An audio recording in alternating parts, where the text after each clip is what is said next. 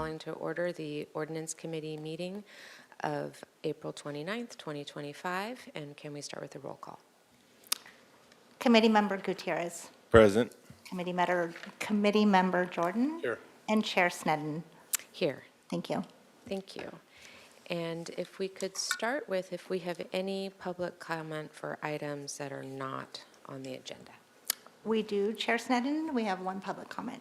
Okay, and in the room we have Florette Janigian, and we invite you for your comment. Thank you. Thank you. My name is Florette Janigian. I believe the Just Cause Evictions Ordinance and recent amendments should be clarified.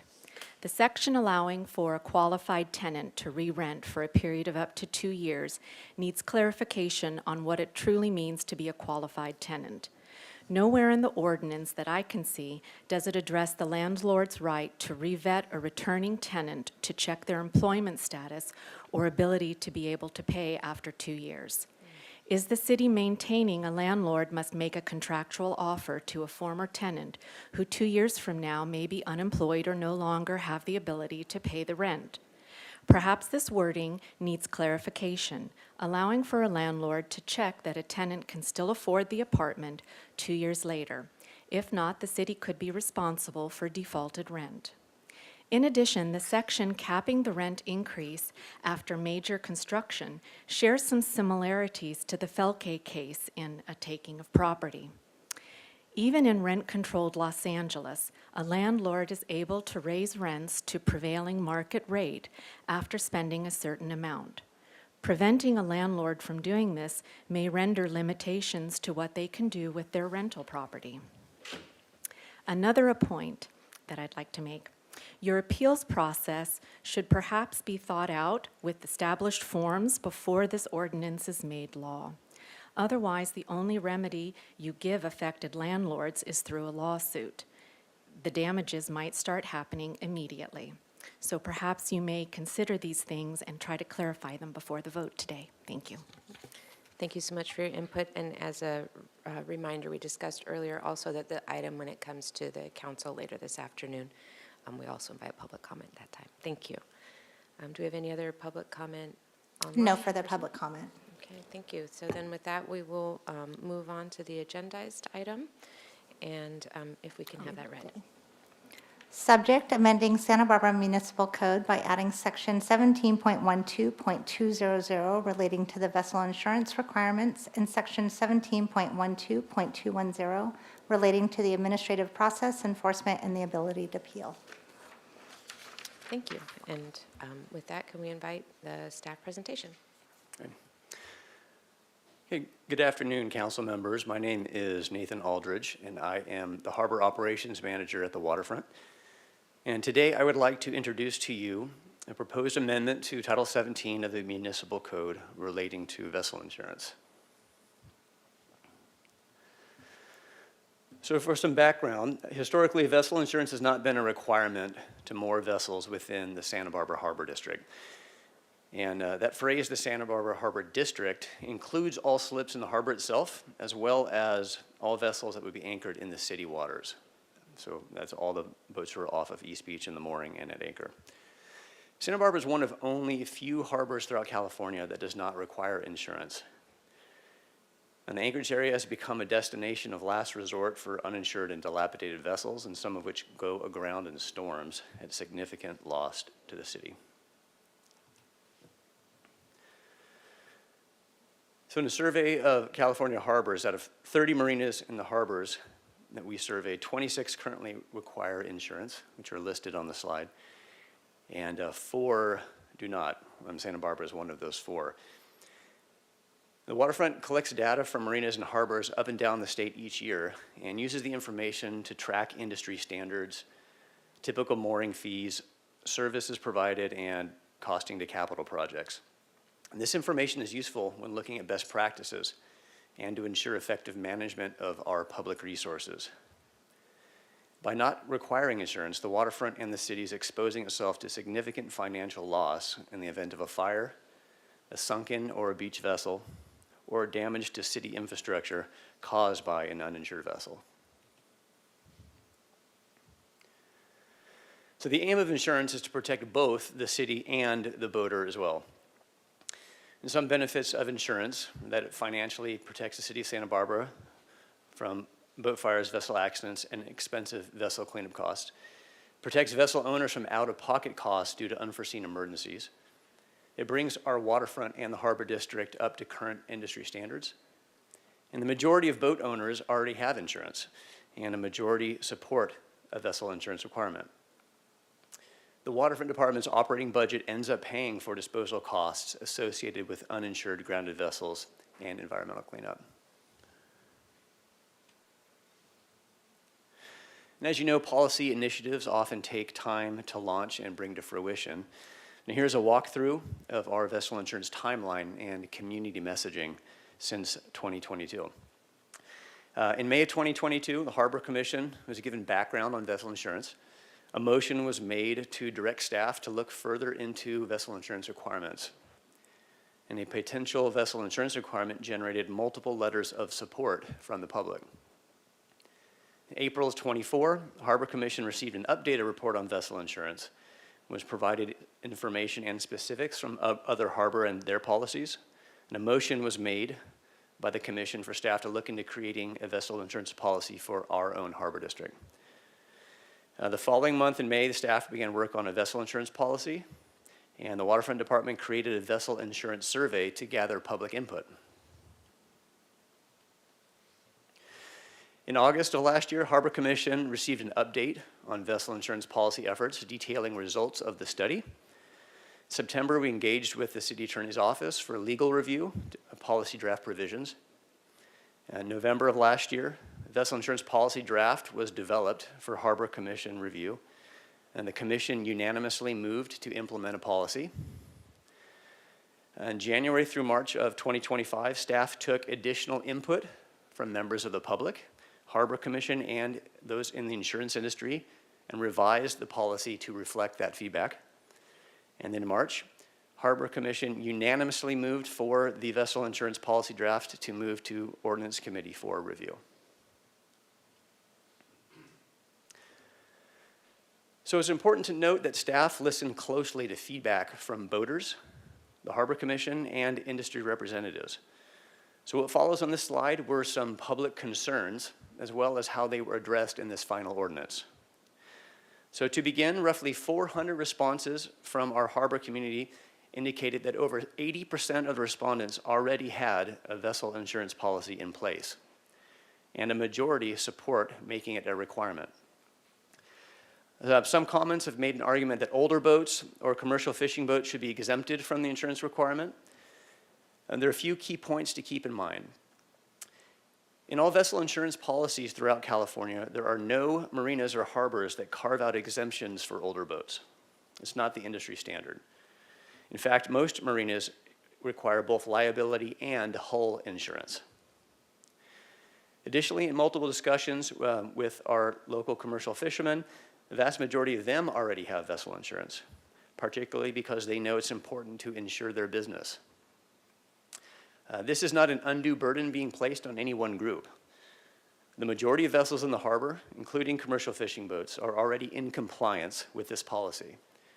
The waterfront's compromise to the concern of requiring both hull and liability insurance is to require only liability insurance. So another concern that our initial draft policy of a $500,000 minimum cover limit was too high. So the solution was to require and lower the limit for a minimum policy of $300,000. Keeping in mind that many harbors throughout the state have a $500,000 limit and a $1 million $1 million limit for commercial fishing vessels. Another public concern fielded was that incorporating specific wreck or spill liability in that requirement could complicate some policies and be difficult to obtain for some boats. And so the waterfront solution was to eliminate specific wreck and spill language in the policy. And speaking with members in the insurance industry, that was already included in most policies. Additional concern was that if we require the city of Santa Barbara to be listed as additionally insured as a requirement, it may be prohibitive. We softened that requirement to only if it were available from the underwriter. Another concern from the public that if we only gave 30 days to provide proof of insurance, that was too short of a period. We extended that to a 60-day requirement to provide proof of insurance. Once again, to give some reference, some harbors in California only give 7 days. And one of the last public concerns was they needed sufficient time to implement any insurance requirement for those minority boaters that were not insured. And so the waterfront solution was to put the policy that would go into effect the 1st of January of 2026. So to sum up, this policy was a collaborative result of feedback from public stakeholders, the Harbor Commission, and hours of staff work.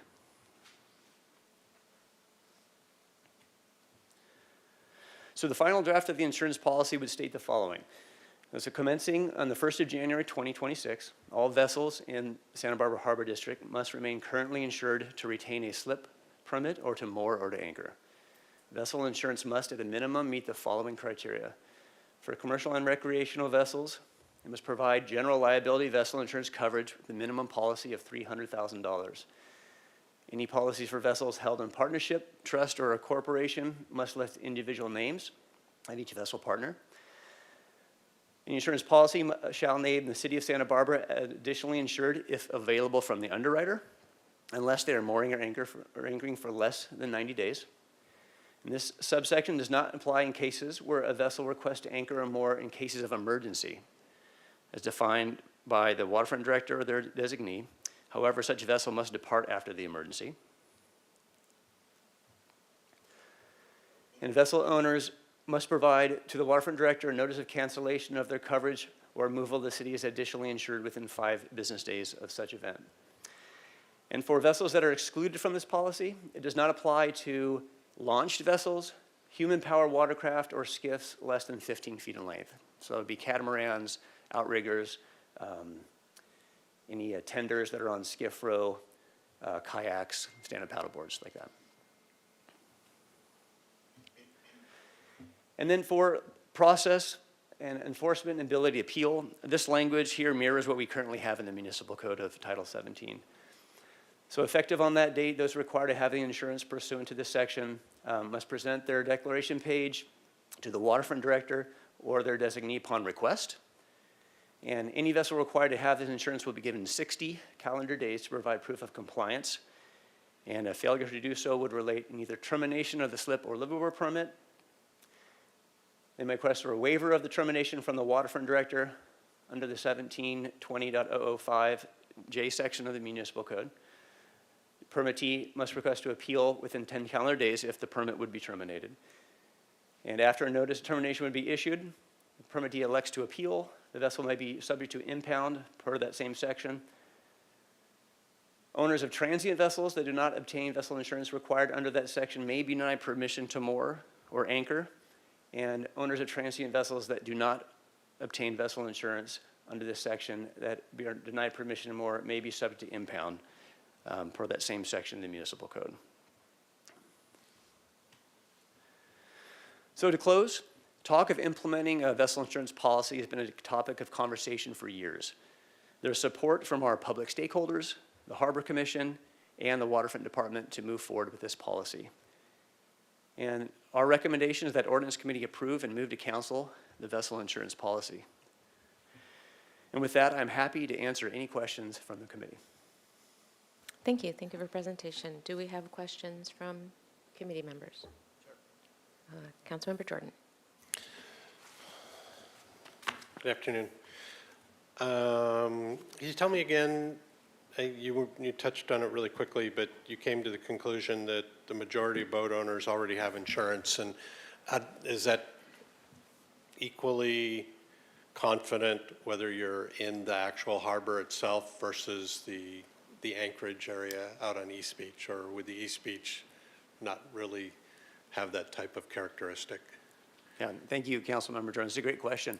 A lot of this information we gleaned is, through conversation, through meetings, public process, and the survey, and a lot of it would be the information that people would generate and sort of volunteer themselves. And so it's impossible to really get a sense of some of those anchored vessels, particularly the ones that don't have somebody who is either living aboard or have a mooring permit.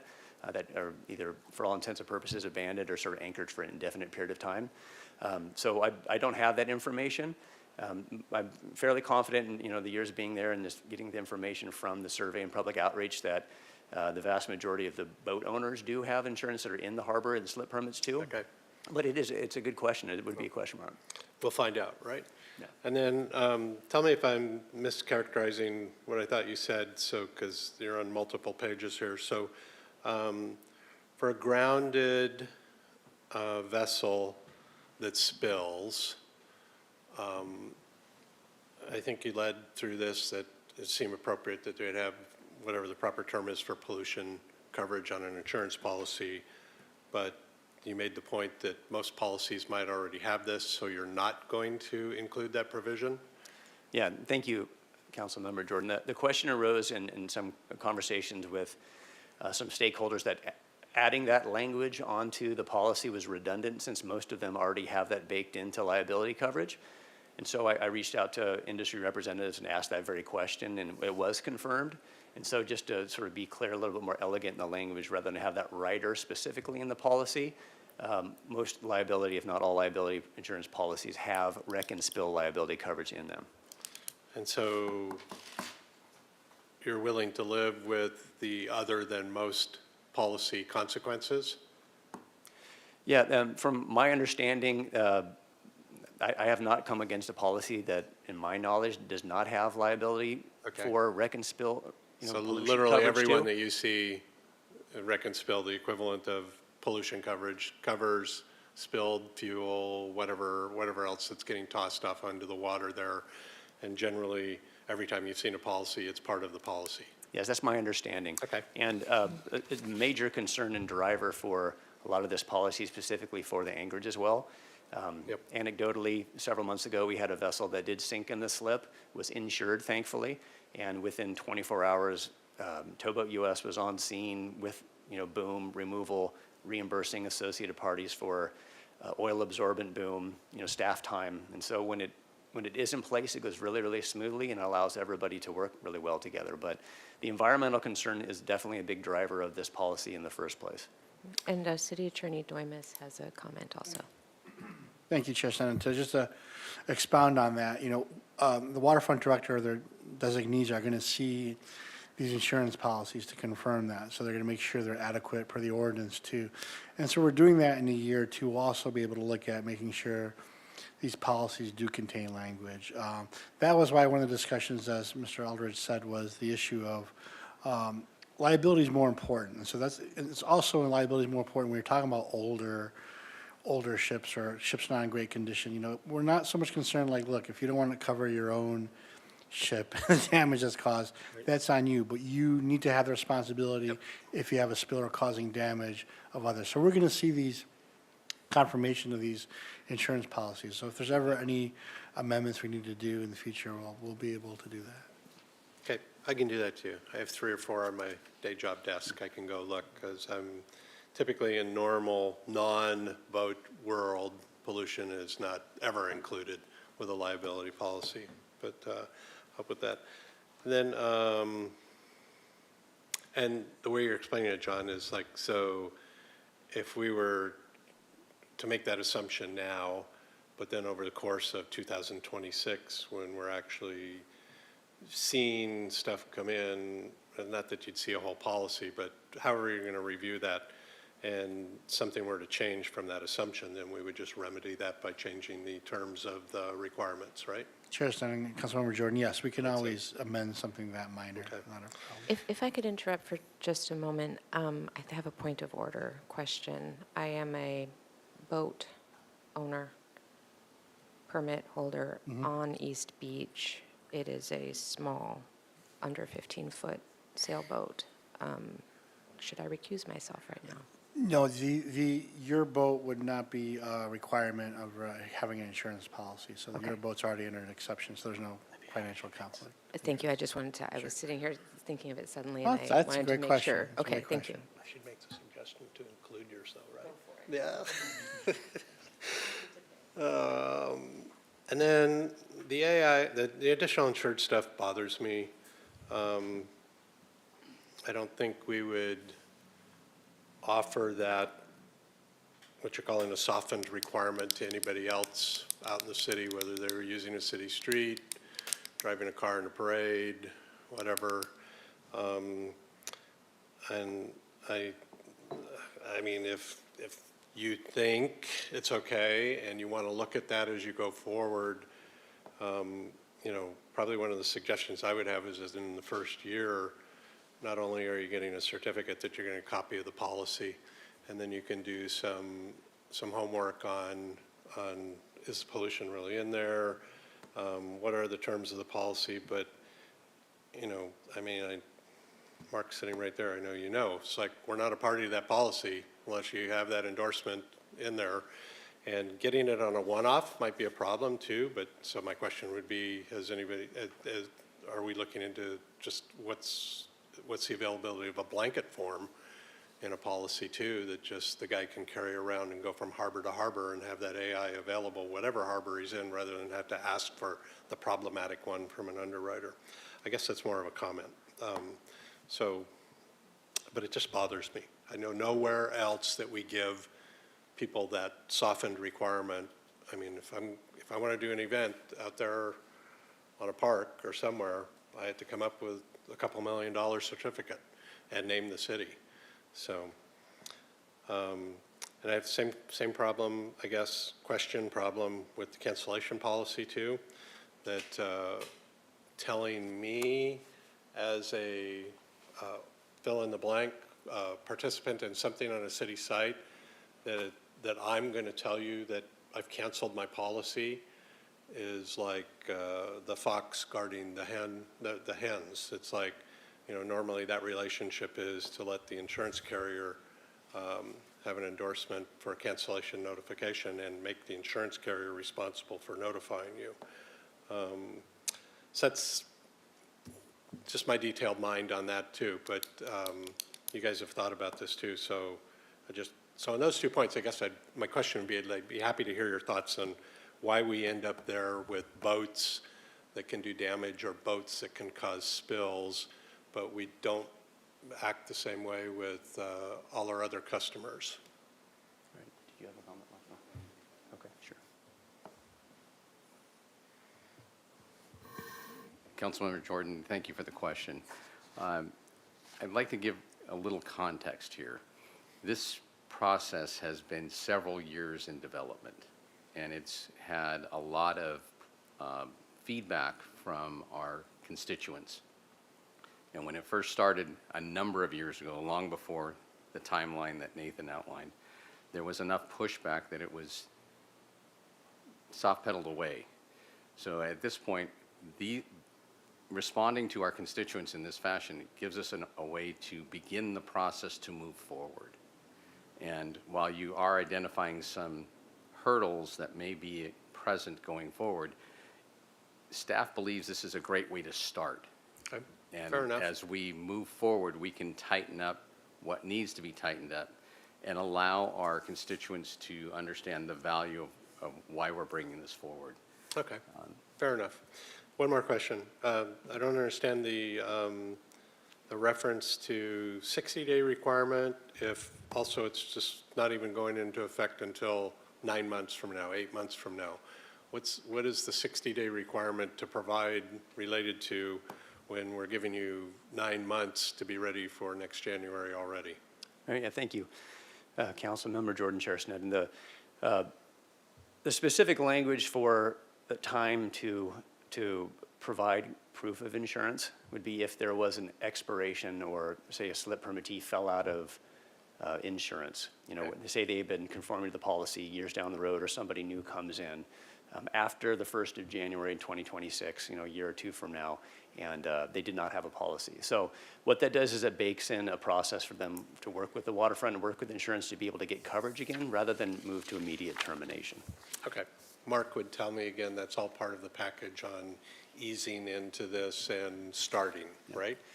And that was a response to some of the harbor commissioners, one of their requests to sort of lengthen that time for the sensitivity, I guess, for a room to be able to get, you know, insurance if they ever fell out of coverage. Yep. Okay. Thanks. Thank you, Madam Chair. And just to expand upon that, Councilman Jordan, As you're familiar, when somebody purchases a new policy, oftentimes it's several weeks before documents are actually exchanged. And so this allows them adequate time to get all their documents. You know, they may get a certificate of insurance right away or a binder notice, but they won't get the additional insured endorsement forms and all those other Got things it. that you were asking Yep. about. This gives them adequate time to Yep. to All present right. that. Thanks. Thank you. And then I have a few follow-up questions to that, too. So could you really clearly define the Santa Barbara Harbor District? Does it include that area that's south of the wharf that's sometimes called Fool's Anchorage or whatever it's called? Does it include that area as well? Yeah, thank you, Churston. That's a great question. A lot of the terms are familiar to some people who are local here. When you think about what the waterfront is, the harbor, the marina, the wharf, the harbor district. The harbor district refers to all navigable waters belonging to the city of Santa Barbara.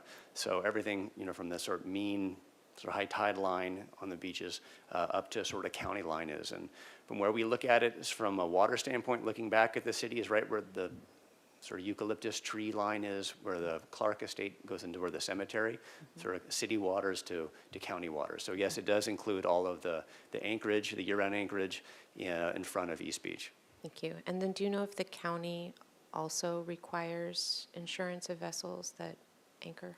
Not that I know of. Okay.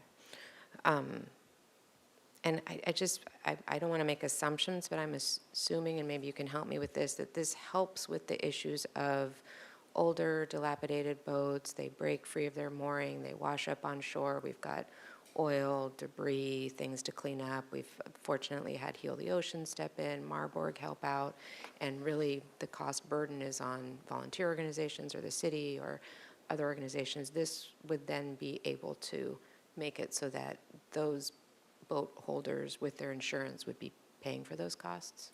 Yeah, thank you, Chair Studden, and that's exactly one of the main drivers of this policy. We have provisions also for boat owners who've gotten a vessel that's at the end of its useful life to voluntarily surrender their vessel to turn it over to be disposed of as well. To dispose of a surrendered vessel is vastly less expensive than a boat that goes aground and, spills diesel, breaks into 1,000 pieces on the beach.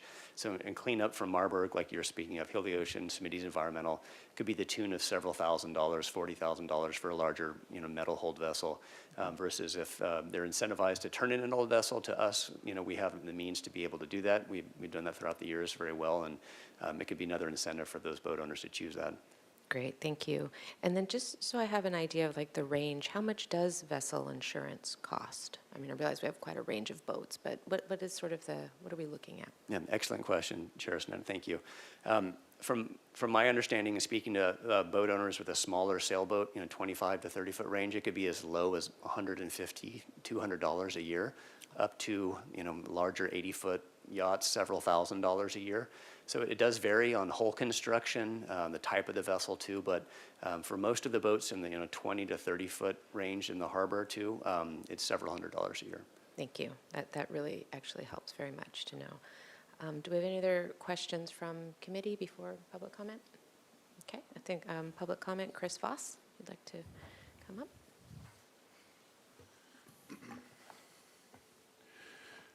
Good afternoon, council members. My name is Chris Voss, and I'm president of the Commercial Fishermen of Santa Barbara. And I want to thank you for this opportunity to speak to this issue. I'm not here to speak in significant opposition. I just want to raise some concerns about mandating or creating an ordinance that requires everybody to have liability insurance within the harbor. I also want to commend the Harbor District's efforts to really do good public outreach and communicate with my community effectively around this issue. Nathan's done a good job in making available to us a contact within this insurance industry that I reached out to find out how stable this particular sector of the insurance market is, because our concern is things might change over time, which they have done in other insurance markets that we're all well aware of due to what is climate change and other factors with hurricanes and fires. And so my concern is that whatever the ordinance requires us all to do doesn't become exceedingly difficult to do through time. And in my conversation with an agent, there was an indication that there is volatility in this market. If there are large losses that the companies have to incur, the market could change through time in a, burdensome fashion. The other component I just want to flag is that what we pay, I'm insured. I have full insurance on my vessel. What we pay is a function of what we produce monetarily. And so this insurance is on a sliding scale, and one of the things we need to declare to insurance companies is what we gross annually. And that is something that's highly variable on our side. Some years we make a lot of money, and some years we make very little money. So we're obligated to do, and this insurance, okay, I'm going to highlight those two characteristics and then quickly jump to the fact that there are benefits. This insurance extends to our product, and so it extends to our customers, and it also insulates us from the liability associated with spills, which it could be significant. And so there are benefits, obviously, to us all being required to hold this insurance. But that said, it should be recognized that through time, it may become more difficult for us to hold assurance. And one more point I want to make is that, again, there is the possibility of us creating an insurance pool that is commercial fishermen. So there's a chance that we collectively might organize in order to lower our costs to acquire this insurance, to organize collectively to make it happen. Mr. Voss, may I ask you a question on that point? Would January 2026 give you time to look into that, consider that, and? So in my conversations with the agent this morning, there is a willingness on their part to engage with our community and explain how that might work. And so to answer your question, I believe there is the opportunity to inform us about what it would look like and what our benefits could be. And so, yes, Councilwoman, Thank Chair. you. Thank you. So back to committee. Do we have follow-up questions or discussion? Councilmember Jordan? I'm good to go. So thank you, Mark, for walking it through the goal there. I think it's just even from the data you have there, it's way overdue. We should not in no way be one of the, whatever it was, 3 or 4 ports in that list of ports that are not requiring the same protections we require for any other participants using our public spaces. And I tend to look at that particular subject anyhow a little stricter, just because that's some of the baggage I have in my day life. But